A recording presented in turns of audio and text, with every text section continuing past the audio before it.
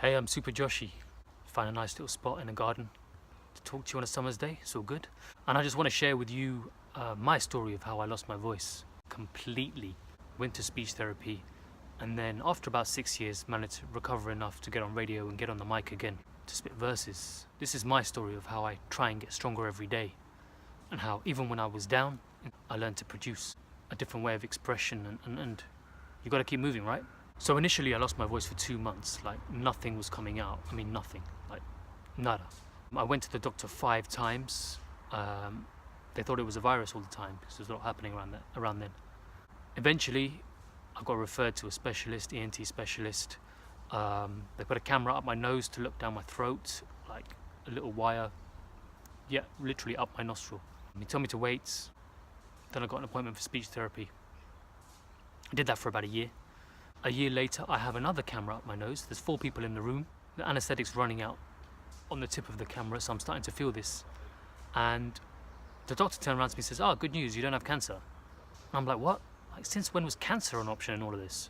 When was that even in play? I just thought you go to therapy, you do your exercises, you get on with it.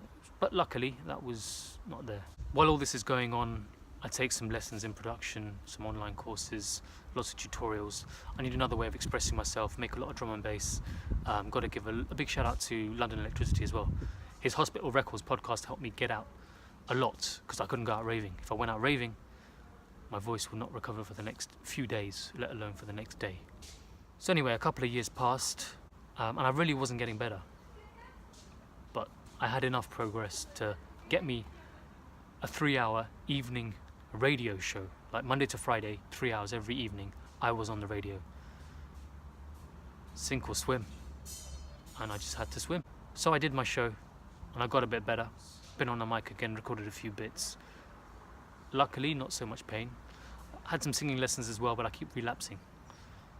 I work on it, you get stronger, but then you have your struggles, and it kind of sets me back a month, and that's frustrating as hell. The hardest thing really is for people, they look at you and they're like, you look alright. Now people can't see it, they don't understand it. And they even take the mick a bit, you know, they're like, have a Strepsil, have some lozenges, do this, do that. And it's like, look, this is not your garden variety cold bullshit, this is serious. You know?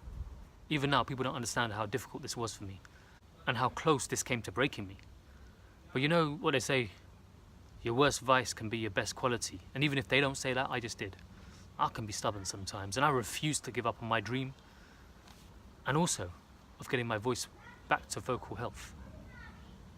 I just refused. So I'm going to share my journey with you of how I'm progressing, and you'll get to see me jamming in the studio, writing verses, maybe even spitting the odd verse, and possibly my singing practice, if that's not too painful for me to share with you. It's pretty embarrassing, I'll be honest. And you know what? Maybe you'll learn something about dealing with your own situations and issues. So let's do this together. Let's grow together. Hit subscribe and hit like and tell all your friends.